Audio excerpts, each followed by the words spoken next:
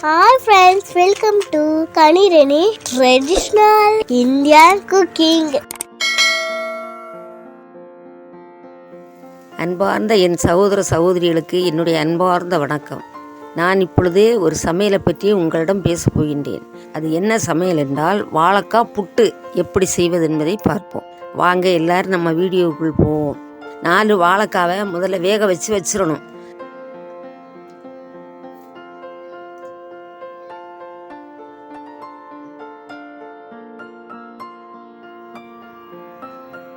வச்சுட்டு ஒரு கை வெங்காயத்தை பொடிசாக நறுக்கி வச்சிடணும்.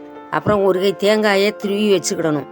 வாழைக்காய் வெந்ததுக்கு பிறகு வாழைக்காய் தோலை உரித்து அதை நம்ம சீவி இருக்குல்ல, காய் சீவுறது புட்டு சீவி, அந்த புட்டு சீவியில் வச்சு என்ன செய்யணும், சீவணும்.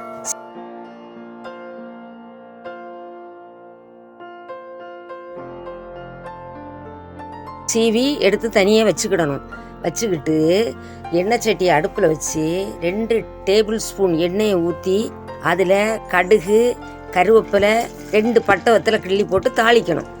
தாளிச்சுக்கிட்டு ஒரு கை வெங்காயம் அதையும் போட்டு வதக்கணும். அதை ரொம்ப வதக்கிடக்கூடாது.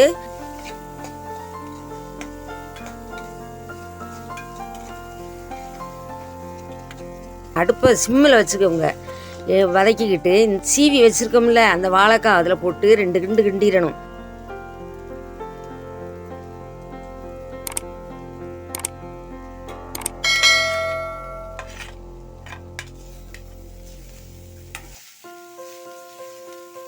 கிண்டிக்கிட்டு தேங்காயை போட்டுறணும். அதையும் நல்லா 2 கிண்டு கிண்டிக்கிட்டு கொஞ்சோல உப்பு தண்ணி ஊற்றணும்.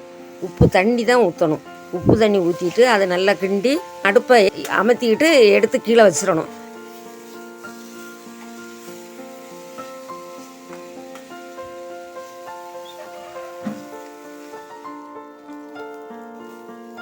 வாழைக்காய் புட்டு ரெடி.